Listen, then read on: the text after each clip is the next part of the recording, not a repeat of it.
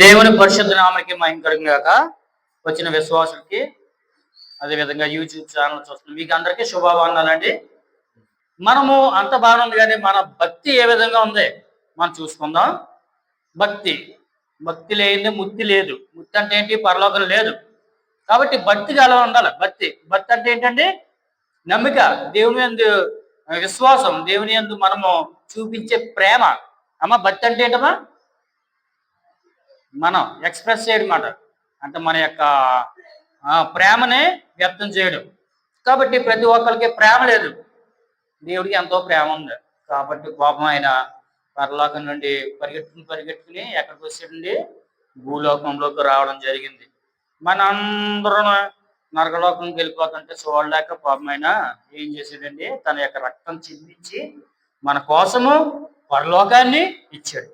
అందుని బట్టి దేవునికి కృతజ్ఞతాస్తుతులు చెల్లిందాం. దేవునికి మహిమ కలిగింది కాక. ఆమేన్.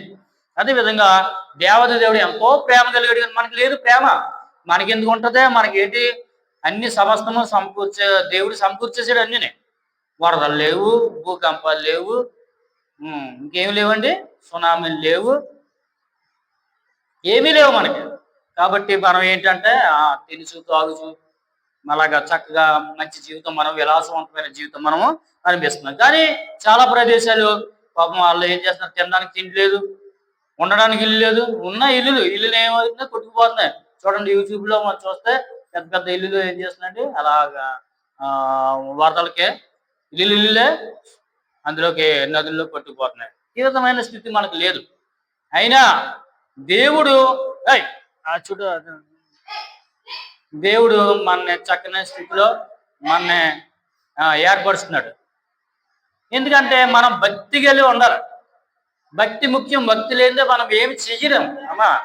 ప్రతి ఒక్కరు భక్తి ఉండాలి. యూట్యూబ్ ఛానల్ వారు మీరు కూడా భక్తిగా ఉండాలి. చూస్తున్న ప్రతి ఒక్కరు.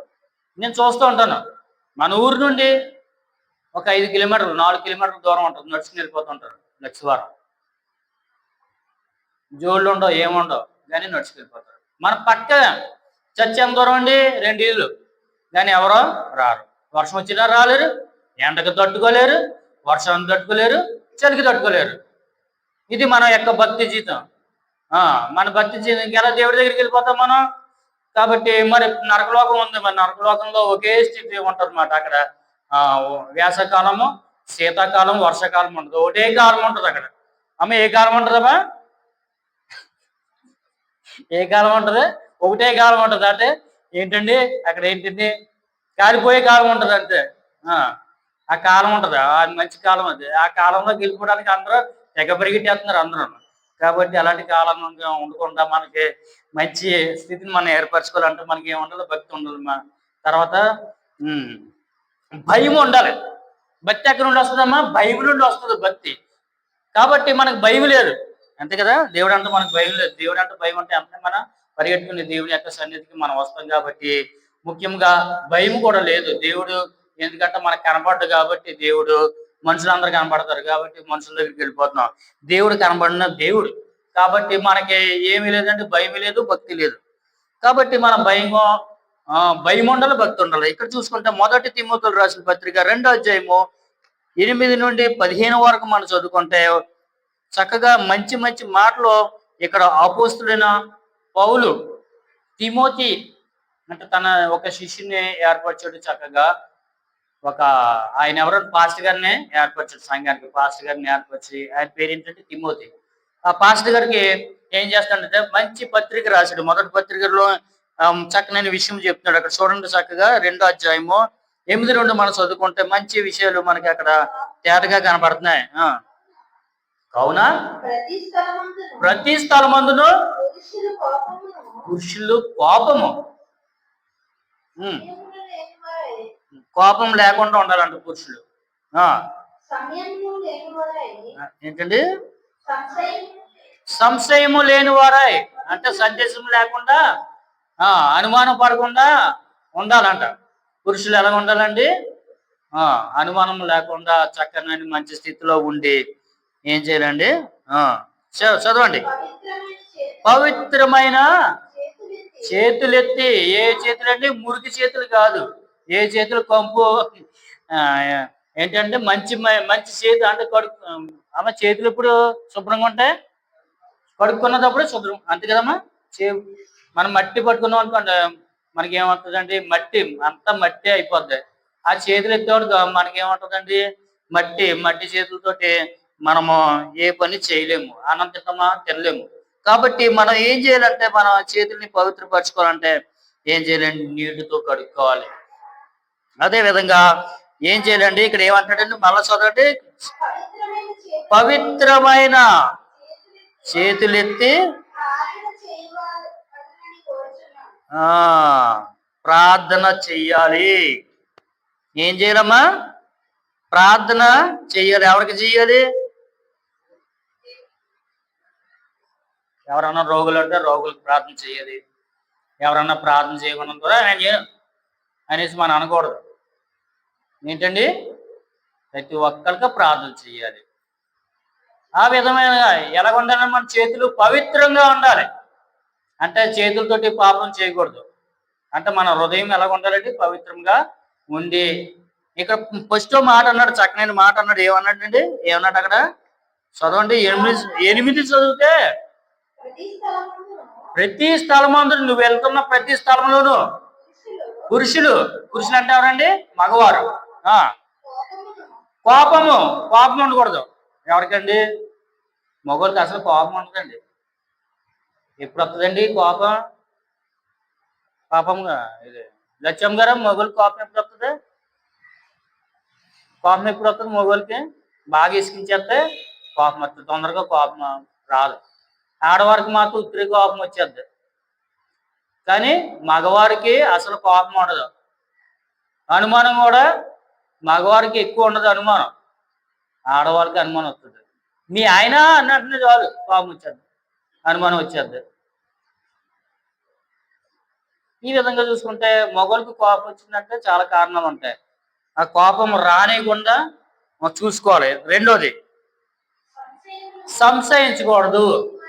ఇది అవుతుందా, ఇది చేయగలమా చేయలేమా అనేసి సంశయం లేకుండా పవిత్రమైన చేతులెత్తి ప్రార్థన చేయాలని చెప్తున్నారు. తర్వాత 9వ వచనం, మరియు స్త్రీలను అనుకువగా ఉండాలి. ఎలాగ ఉండాలమ్మా, మెదిలిపోకూడదు. ఇలాగా కొంతమంది స్త్రీలు ఇంకా నడిచేటట్టు ఇంకా అయ్యి బాబోయ్, ఇంకా మగవాళ్ళందరూ ఆ స్త్రీ ఇంకా చూస్తారు. ఇంకా అలాగే అంటే దానికి అర్థం చక్కగా, అంటే అలాగే అంటారు, మంచి చక్కగా స్త్రీలు అనుకోగా, వినయముగా, విధేయతగా, పద్ధతిగా ఉండాలని చెప్తున్నాడు. ఏమంటున్నాడమ్మా ఇక్కడ, చెప్ప ఏంటండి, ఏంటి మళ్ళీ అంటున్నాడు, అనుకోయి స్వస్థ బుద్ధి గలవారే, మంచి బుద్ధి ఉండాలి.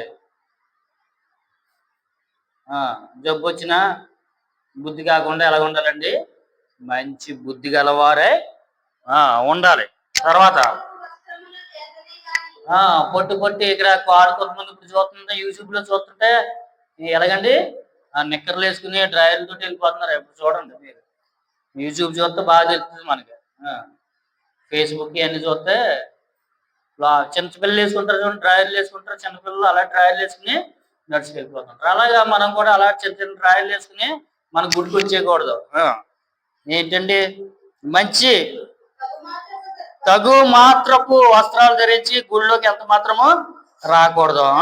అంటే నిండు వస్త్రాలు ధరించుకుని పరిపూర్ణంగా, స్త్రీ ఎలాగ ఉండాలంటే అవయవాలు ఏది కనపడకూడదు. స్త్రీ ఎలా ఉంటుందమ్మా, అమ్మా కళ్ళు ఒకటి కనపడుతుంది. ముస్లిం ఏ ప్రదేశంలో వెళ్తే ఏం వేస్తారండి, గురక, దాన్ని ఏమంటారు, గురక అది వేసుకుని బ్లాక్ డ్రెస్ వేసుకుంటారు. ఓన్లీ కళ్ళే కనపడతాయి మనకి, ముఖం కనపడిన ఎవరు ఉండాలి. నువ్వు చెప్పడం ఏంటి, నువ్వెంత నేనంత అన్నట్టు ఉండకూడదు. ఎవరన్నా చెప్పారనుకో చక్కగా అనుకో అంటే ఏంటమ్మా, వినయం. అంటే ఎవరన్నా ఏదైనా మాట చెప్పారనుకో, నువ్వు ఆ మాట ఎలా తీసుకోవాలండి, అంగీకారంగా తీసుకోవాలి. అలా కాదు, కొంతమంది ఏం చేస్తారంటే ప్రతి దానికి గొడవ పెట్టేస్తూ ఉంటారు, చిన్న దానికి వంక తీసేస్తూ ఉంటారు. ఆ విధంగా అది ఉండకూడదు. తర్వాత స్వస్థ బుద్ధి గలవారే ఉండాలి, మంచి మనసు కలిగి వారే ఉండాలి. మంచి బుద్ధి, స్వస్థ బుద్ధి అంటే ఆ, ఉండి ఉండాలి. తగు మాత్రపు వస్త్రముల చేతనే గాని జడలతోనైనను, జడలు అంటే ఏంటంటే జడలు వేసుకుంటారు, మామూలుగా ఉన్న జడలు రకరకాలుగా వివిధ రకాలైన వెరైటీ వెరైటీ వెరైటీ జడలు. ఇంకా మొత్తం చూపంతా, మగవాళ్ళ చూపంతా ఎక్కడ ఉంటుందంటే ఆ జడల మీద ఉంటుంది. ఆడవాళ్ళ చూపు కూడా ఆ జడల మీద ఉంటాయి. మేము కూడా అలాగే వేసుకోవాలనేసి అన్నట్టు ఉంటాయి. అలా జడలు అలుకోకూడదు. తర్వాత బంగారంతోనైనను ముత్యములతోనైనను మిగిల వెలగల వస్త్రములతోనైనను అలంకరించుకొనక. దేవుని సన్నిధికి వచ్చినప్పుడు, దేవుని దగ్గరికి వచ్చినప్పుడు ఈ బంగారు వస్తువులు కానీ వెండి వస్తువులు కానీ పెట్టుకు రావద్దన్నాడు. ఎందుకు పెట్టుకు రావద్దన్నాడు చెప్పండి? మామూలుగా ఎందుకు పెట్టి రావద్దన్నాడా? మన దృష్టి అంటే ఎక్కడ ఉంటుందండి? వాటి మీద ఉంటుంది. అలాగా దేవుని యొక్క వాక్యమేమో ఏం చేయం, మన బంగారు వస్తువులు వాటి మీద ఉంటది. దేవుడు వాక్యమేమో 2 కాసులా 3 కాసులా 4 కాసులా అని లెక్కెట్టుకుంటే ఎంత డబ్బులు లెక్కెట్టుకుంటాం. ఈ మనం సంపాదించుకోలేమా అనేసి ఇంటికి వెళ్ళి ఏం చేస్తారండి? భర్త మీద అడిపోతారు. ఈ విధంగా చూసుకుంటే అక్కడ సఫర్ అయ్యేది ఎవరండి? భర్త. కాబట్టి ఇలాంటి ఆడంబరాలు, ఇలాంటి ఏమి సోకులు కానీ సొగసులు కానీ మీరు చేసుకోకుండా చక్కగా ఆడవారు మీరు ఉండాలి. ఎందుకంటే మీరు దేవుని చేత ఏర్పరచబడిన వారు. మన తల్లి గర్భం నుండి ఏ విధంగా వచ్చాం? అరే మాటలే వినాలి. తల్లి గర్భం నుండి ఏ విధంగా వచ్చామా? వచ్చినప్పుడు ఏమన్నా ఉంగరాలు పెట్టుకుని వచ్చామా? మనకే ఏమన్నా వడ్డానం, ఆడవాళ్ళు అయితే వడ్డానం లేకపోతే బంగారం ఏమైనా పెట్టుకుని, చెవులు ఏమైనా పెట్టుకుని వచ్చారా? దిగంబరగా వచ్చాము, ఏమీ లేని వారి కింద మనిషి కింద వచ్చాం. కాబట్టి అలాంటి మనసు కలిగి ఉండాలనేసి ఇక్కడ అపోస్తులైన పౌలు అంటే ఆ సమాజంలో, అప్పుడు సమాజంలో బంగారు వస్తువులు వేసుకునేవారు, జలలో చక్కగా అల్లుకునేవారు, అలాగే ముత్యాలన్నీ మెల్లో ముత్యాల దండలు ఇవన్నీ వేసుకునేవారు. రకరకాలమైన వస్త్రాలు, రకరకాల విధమైన వస్తువులు, అలంకారమైన వస్తువులన్నీ వేసుకుని వచ్చేవారు అనేసి ఇక్కడ మనకు తెలుస్తుంది. అంటే అప్పుడు కూడా పొట్టి బట్టలు కూడా అంటే శరీరం అంతా కనపడి బట్టలలాగా వేసుకుని రావడం జరిగింది. అంతే కదా అక్కడ చెప్పాడంటే దానికి అర్థం అదే కదమ్మా. అమ్మా ఈ స్కూల్కి వచ్చినప్పుడు చక్కగా మీరు స్కూల్కి రావాలి, మంచి బట్టలు వేసుకుని రావాలి. అంటే ఏ బట్టలు వేసుకొస్తున్నారు? వాళ్ళు మార్చుకొని బట్టలు వేసుకొస్తున్నారు. దానికి అర్థం అదే కదా. ఏ విధంగా అవి ఏం చేస్తారు? టీచర్ ఏం చెప్తాడు? చక్కని బట్టలు వేసుకుని రావాలి, మీరు నీట్గా రావాలి, తల దూకుని రావాలి, జడ వేసుకుని రావాలి అని చెప్తాడు. అంటే అక్కడ జరగని విషయాలన్నీ జరుగుతున్నాయి కాబట్టి అటు చెప్తున్నాడు. ఇక్కడ జరిగిపోయిన విషయాలు ఈయన ఏం చేస్తున్నాడంటే పాయింట్ అవుట్ చేసి మీరు ఆ విధంగా రాకండి, బయట ఉన్నట్టు మీరు దేవుని యొక్క ఆలయంలో కానీ దేవుని యొక్క సన్నిధి కానీ మీరు రావద్దు అని చెప్తున్నాడు. తర్వాత 10 చూసుకుంటే దైవభక్తి గలవారమని చెప్పుకొని స్త్రీలకు తగినట్లుగా సత్క్రియల చేత తమ్మును తాము అలంకరించుకున్న వాళ్ళను. మీరు మంచి మంచి పట్టు చీరలు ఏమి కట్టుకోని అవసరం లేదు, విలువైన వడ్డానం కానీ ఇలాంటి బంగారు వస్తువులు కానీ మీరు ఏమి వేసుకొని అవసరం లేదు. మంచి మనసుతో అక్కడ చెప్తున్నాడు. 10వ దాంట్లో ఏమంటున్నాడండి? భక్తి గలవారమని మీరు చెప్పుకోవాలంటే మీరు ఎలాగుండాలండి? అందరికీ ఆదర్శంగా ఉండాలి. ఒకళ్ళు మనం చూసినట్టు మనం చూసి వాళ్ళు నేర్చుకున్నట్టు ఉండాలి. మనం చూసి కొంతమంది నేర్చుకున్నట్టు ఉండాలి అని చెప్తున్నాడు అక్కడ అపోస్తలుడైన పౌలు. ఏం చెప్తున్నాడంటే నీ భక్తి ఎప్పుడు కనబడుతుంది? నువ్వు వస్త్రాలు వేసుకోవడం ద్వారా నీ భక్తి కనబడదు. మంచి మంచి అలంకారమైన బంగారు వస్తువులు వేసుకోవడం వల్ల నీ భక్తి కనబడదు అని చెప్పడం జరుగుతుంది. మరి ఎలా కనబడుతుంది అంటే సత్క్రియల చేత మంచి పనులు మీరు చేసి మీరే అలంకరించుకోవాలనేసి ఇక్కడ చెప్పడం జరుగుతుంది. తర్వాత 11 చదువుకుంటే స్త్రీలు మౌనుగా ఉండి ఇంకా ఇంకా ఏంటి స్త్రీలు ఏం చెప్తారండి? ఓ పక్క నుండి పాస్టర్ గారు ఒక మెసేజ్ చెప్తుంటే గుసగుసలు గాసిప్స్ ఎలా చెవులు కొరికేసుకుంటూ ఉంటారు. ఇంకా పాటలు ఇంకా వాక్యం వినరాళ్ళు ఏం చేస్తారంటే స్త్రీలు చక్కగా ఇంకా ఈ వారం పర్యాంతం వరకు జరిగిన విషయాలన్నీ ఎక్కడ చెప్తారండి? చర్చిలోనే కూర్చుని ప్రార్థన చేసుకోరు, ఏం చేసుకోరు, పాటలు పాడరు, మూల కూర్చుని ఏం చేస్తారండి? కబుర్లు చెప్పుకుంటారు. ఏ కబుర్లు అండి? చెత్త చెత్త కబుర్లు చెప్పుకుంటారు. ఈ విధంగా స్త్రీలు మౌనంగా ఉండాలి. ఒక స్త్రీ ఉంటే రాజ్యం దెబ్బకి ఎగిరిపోద్ది అంటారు. అమ్మ దెబ్బలాటలు దేనికోసం జరిగామో పూర్వకాలము ఆడవాళ్ళ కోసమే జరిగాయి దెబ్బలాటలు. రాజ్యాలు కోల్పోవడం ఇవన్నీ ఎవరి కోసం అంటే స్త్రీల కోసమే. యుద్ధాలు ఎక్కువ యుద్ధాలు ఎవరి కోసం జరిగిందంటే ఆడవారి కోసమే యుద్ధాలు జరిగాయి. కాబట్టి ఈ విధంగా చూసుకుంటే ఆడది చాలా గొప్ప వ్యక్తి అని మనం చెప్పుకోవచ్చు. ఈ విధంగా స్త్రీలు మౌనంగా ఉండి సంపూర్ణ విధేయతతో నేర్చుకునవలెను. విధేయత చూపించాలి. గర్వంగా ఉండకూడదు, అహంకారంగా ఉండకూడదు. స్త్రీ చక్కనైన మంచి స్థితిలో ఉండి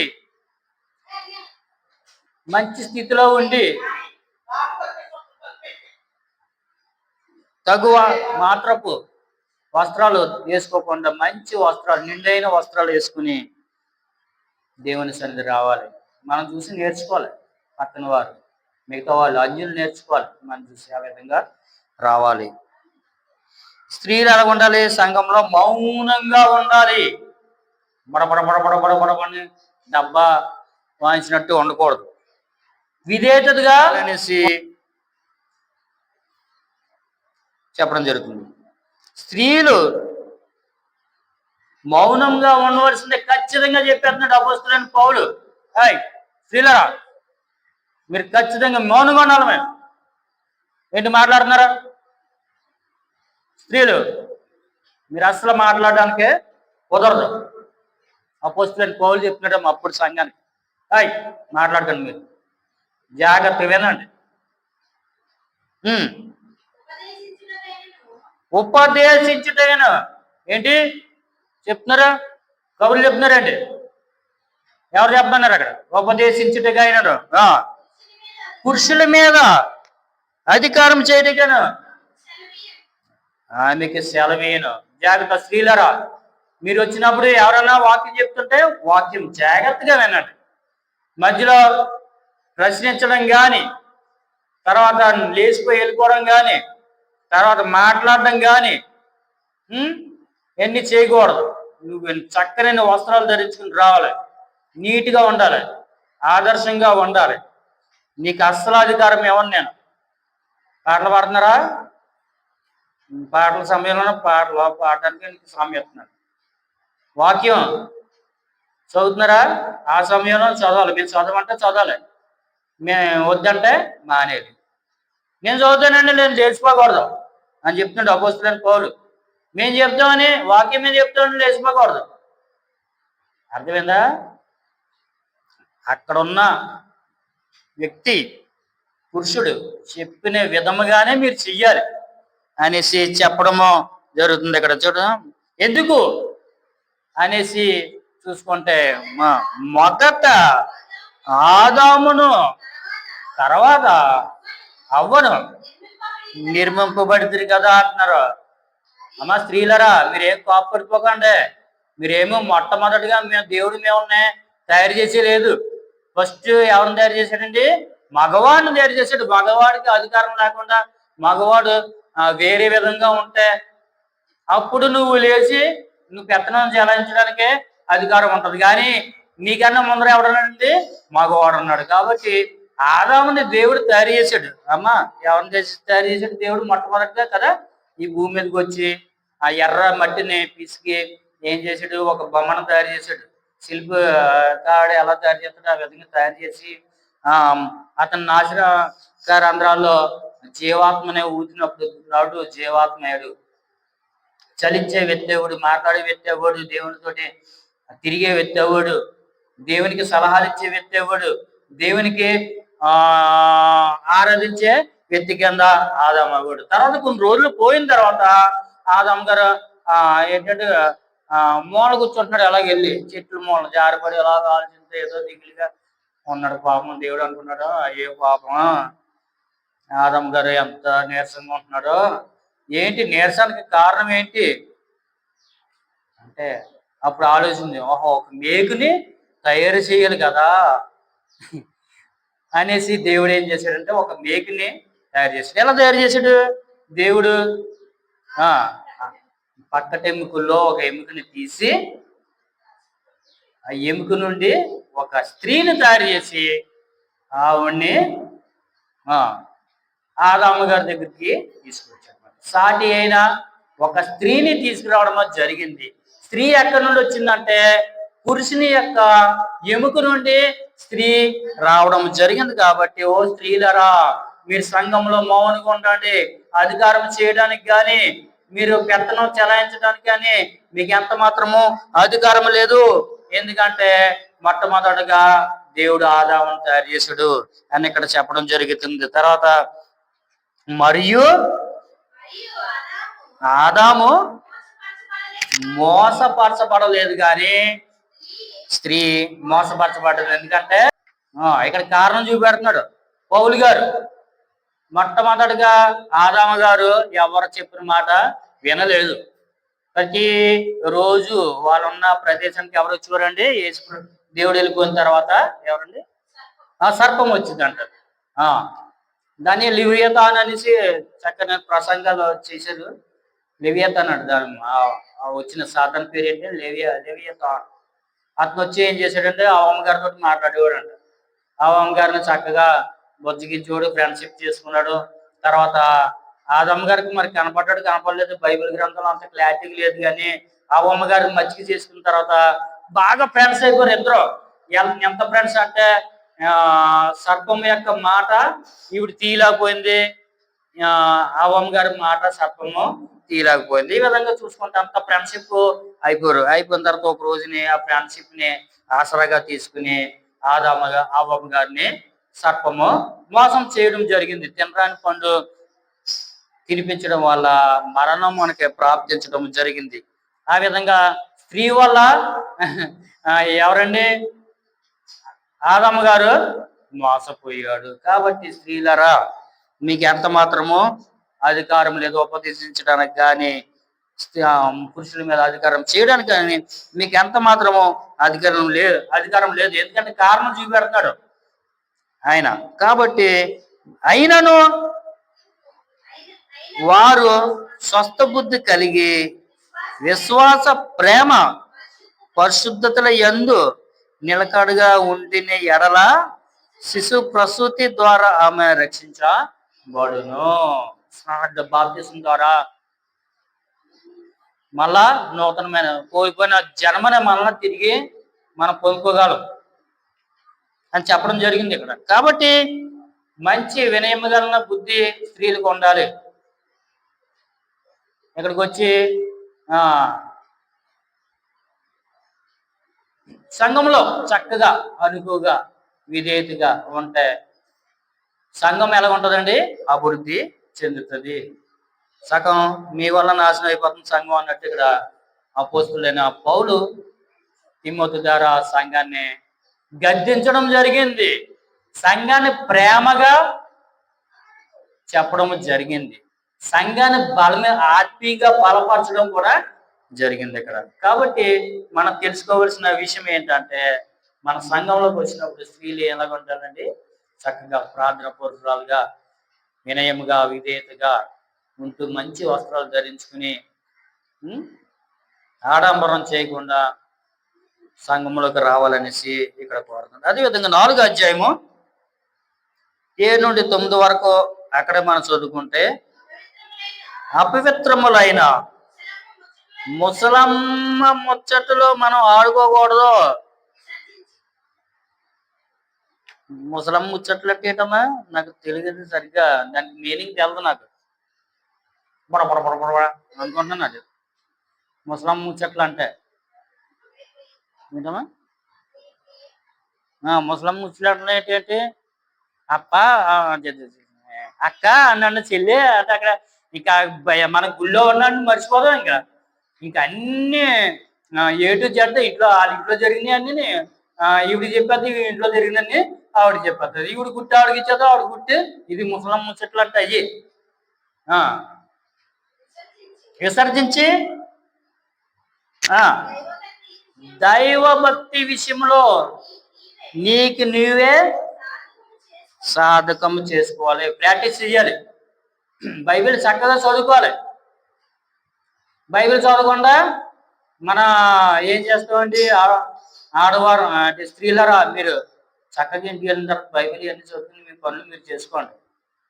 ఇవన్నీ గుసగుసలు వద్దు, అన్నీ వ్యర్థము, అన్నీ పంపలు ముంచేసే అవి అనేసి అపోస్తులైన పౌలు చెప్పడం జరుగుతుంది. ఇద్దరు ఆడవాళ్ళు వెళ్తే ఏమవుతుందండి అమ్మా, ఇద్దరు ఆడవాళ్ళు వెళ్తే ఏమవుతుంది, కొంప కొల్లిరైపోద్ది, మామూలుగా ఉండదు. అంతే కదమ్మా లచ్చమ్మా, అంతేనా? ఇద్దరు ఆడవాళ్ళు వెళ్తే ఏమవుతుందండి, ఇంకే మొత్తం కొంప కొల్లిరైపోద్ది. కాబట్టి ఎలాగ ఉండాలి, చక్కగా మీరు సాధనం చేసుకోవాలి, ప్రాక్టీస్ చెయ్యాలి. మీరు అందరూ దైవ భక్తి విషయంలో భక్తికి ఏ విధంగా ఉండాలో మీరు నేర్చుకోవాలి, భక్తిని నేర్చుకోవాలనేసి చెప్పడం జరుగుతుంది. తర్వాత శరీర సంబంధమైన సాధకము కొంచెం మట్టిగా ప్రయోజనకరమగును.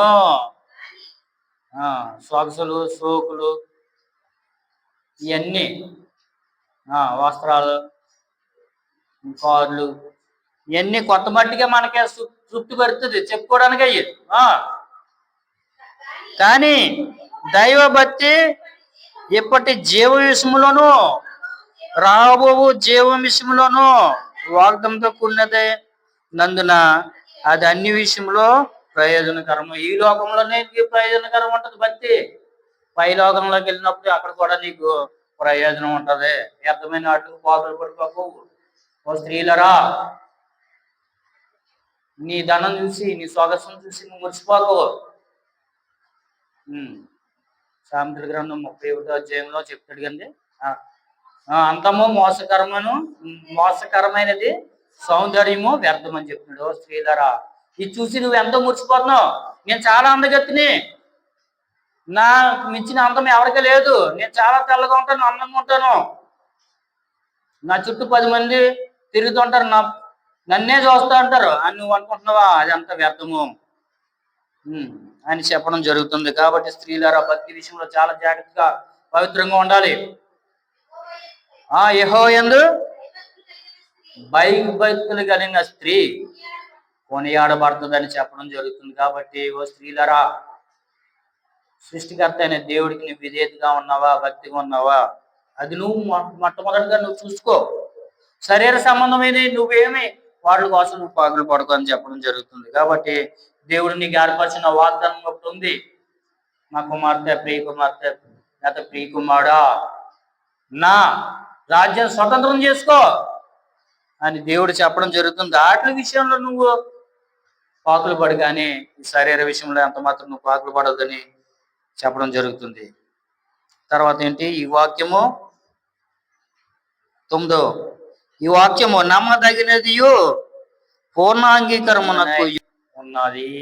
ఈ వాక్యము, నేను చెప్పిన మాట మీకు నమ్మకం కలిగిస్తుందా లేదా, మీరు అంగీకరిస్తున్నారా లేదా, పూర్ణంగా సంపూర్ణంగా ఉంది, అంగీకరించాలి మీరు అందరూ అని చెప్తున్నాడు ఆయన. దానికి అర్థం అది, మీరు అందరూ వాక్యాన్ని, ఎందుకంటే స్త్రీలారా మీరు చాలా జాగ్రత్త, దేవుడు అనుగ్రహిస్తున్న పరలోక రాజ్యం నుండి మీరు దూరం అయిపోతాం, మీ సొగసులు సోకులు అన్ని చూసుకుంటున్నారు, కానీ దేవు భక్తి మీకు ఎంత మాత్రం లేదు. ఆ భక్తిని మీరు కోల్పోతున్నారు. భక్తిని మీరు ఎంత మాత్రం కోల్పోకుండా దేవుని యందు భయభక్తులు కలిగి ఉండండి, పరలోక రాజ్యం స్వాతంత్రం చేసుకోండి అని చెప్పడం జరుగుతుంది. కాబట్టి అసలు భక్తి అంటే ఏంటి? నిజమే, అంత బాగానే ఉంది, కానీ పాస్టర్ గారు భక్తి అంటే ఏంటి, భక్తిని ఎలా మనం చెయ్యాలి, ఏ విధంగా చెయ్యాలి అని మనం చూసుకుంటే చూడండి, చక్కగా చెప్తున్నాడు. యాకోబు రాసిన గ్రంథం నుండి 1వ అధ్యాయము 27వ వచనం మనం చదువుకుంటే చక్కనైన మాట అక్కడ రాయడం జరిగింది. ఏంటి భక్తి అంటే ఏంటి? 27 లాస్ట్ మాట మనం చదువుకుంటే,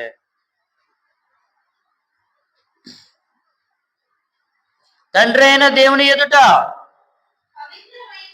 పవిత్రమును నిష్కలంకమునైన భక్తి ఏదనగా, అంటే ఇక్కడ చూడండి 2 చెప్తున్నాడు. భక్తిలో మళ్ళా ఏముంటదంటే, దేవుని ఎదుట పవిత్రమును అంటే అపవిత్రంగా ఉండకూడదు. తర్వాత నిష్కలంకము, కలంకం అంటే ఏంటి? నిష్ అంటే లేనిది, కలంకము ఆటంకము లేనిదిగా ఉండాలి మన భక్తి. మన జీవితం భక్తిగా ఆటంకం కలుగుతుంది అనుకోండి, ఎక్కడన్నా మన భక్తి ఉపవాసం చేసినప్పుడు పక్కింటి వాళ్ళు మంచి బూర్లు గారెలు వండేసినప్పుడు ప్రభువా అనేసి టైం అంతా చూసుకుంటే ఎప్పుడు అయిపోతారా, ఇంట్లో పక్క ఎప్పుడు పారిపోతారో, వాళ్ళ ఇంటికి వెళ్ళి బూర్లు ఎప్పుడు తినేద్దరో అన్నట్టు ఉండకూడదు. అలాంటి మనసు ఉండకుండా చక్కగా మీరు నిలకడగా ఏదనుకుంటున్నారో చెయ్యాలి. మీరు ఆ విధంగా ఉండండి. తర్వాత ఏమంటాడంటే, తండ్రి అయినా దేవుని యొక్క పవిత్ర నిష్కమైన భక్తి ఏదనగా దిక్కులేని పిల్లలను విధవరాండ్లను వారి ఇబ్బందుల్లో పరామర్శించుటయు. భక్తి అంటే అసలు భక్తి చెప్తున్నాడు అపోస్తులైన పౌలు తన యొక్క యాకోబు ఏం రాస్తున్నాడండి, దిక్కు లేని పిల్లలు, తల్లిదండ్రులు లేని పిల్లలను మనం చూడాలంట. దేవుడికి చాలా ఇష్టం. తర్వాత విధవరాండ్రులైన వారిని, భర్త లేని విధవరాండ్రు ఉంటారు పాపం, తినడానికి కూడా తిండి ఉండదు వాళ్ళకి, చాలా మందికి. వాళ్ళకి మనం ఏం చేయాలండి, ఆదరించాలి. వాళ్ళకి బట్టలు ఇవ్వాలి, వాళ్ళకి తిండికి సరిపడిన ఆ తిండి ఇవ్వాలి, వాళ్ళని పోషించాలని చెప్తున్నాడు. వాళ్ళ దగ్గరికి వెళ్ళి అంటే అమ్మాయి ఎలాగుందమ్మా, అన్నం తిన్నావా లేదా, నీ పరిస్థితి ఉంది, ఆరోగ్య స్థితి ఎలా ఉంది, ఏమైనా డబ్బులు కావాలి నీకు, నేను ఏమైనా సాయం చేయగలనా నీకు, లేకపోతే నీకు ఏమైనా ఇబ్బందులు ఉందా, ఇరుకుందా, నాతో చెప్పు అమ్మ, నాకు చేతనైతే నేను చేయగలను, ప్రార్థన చేయమంటావా, ఆరోగ్యం ఎలాగుంది, మందులు ఏమైనా తెచ్చుకున్నావా లేదా, మందులు తెచ్చుకోకపోతే నేను డబ్బులు ఇస్తాను, వెళ్ళి తెచ్చుకోమ్మా, బియ్యం ఉన్నాయా లేవా, బట్టలు ఉన్నాయా లేవా, ఇలాగా మనం అడగల. పరామర్శించడం అంటే ఏంటి, ఎలాగ యోగక్షేమాలన్నీ తెలుసుకోవాలి మనం. ఇహలోక మాల్యమును తన కంటకుండా తను తాను కాపాడుకున్నట్టు. ఇహలోకంలో చాలా ఆశలు ఉన్నాయి, భోగాలు ఉన్నాయి, వాటిలన్నిటికి దూరంగా ఉంటూ వాటిని అనుభవించకుండా నువ్వేం చేయాలండి, చక్కగా దేవుణ్ణి హత్తుకుని దేవుణ్ణి విడిచిపెట్టకుండా నీ భక్తిని నువ్వు కాపాడుకుంటూ భయముతోను దేవుణ్ణి ఆరాధించమ్మా. అప్పుడు నీ కుటుంబంలో క్షేమం ఉంటుంది, క్షేమం ఉండదు, క్షేమం ఉంటుంది, క్షేమం ఉండదు, కరువు ఉండదు. క్షేమం అంటే కరువు ఉండదు. నీ పిల్లలు ఒలివు మొక్కల వలె అభివృద్ధి చెందుతారు, వాళ్ళకి తిండికి లోటు ఉండదు. నీ కుటుంబం ఫలవంతమైన పచ్చిక బయల్లో ఏ విధంగా ఉంటుంది, ఆహార మైదానంలో విశాలమైన మైదానం ఉంది, ఆ మైదానంలో జంతువులు ఏం చేస్తాయండి, తృప్తిగా ఆ గడ్డిని మేస్తూ పిల్లలను గంటూ ఆనందంగా ఉంటుంది. అదే స్థితి నీకు దేవుడు ఏర్పరుస్తాడు. అలా మైదానం లాంటి స్థితిలో దేవుడు నిన్ను అక్కడ పెట్టి నిన్ను పోషిస్తాడు. పోషించేవాడు ఆయనే. ఇహలోకంలో ఉన్న వ్యర్థము భూమి కింద జరుగుతున్నాయని వ్యర్థము, సూర్యుని కింద జరుగుతున్నాయి అనేసి ఎవరండి, సొలొమోను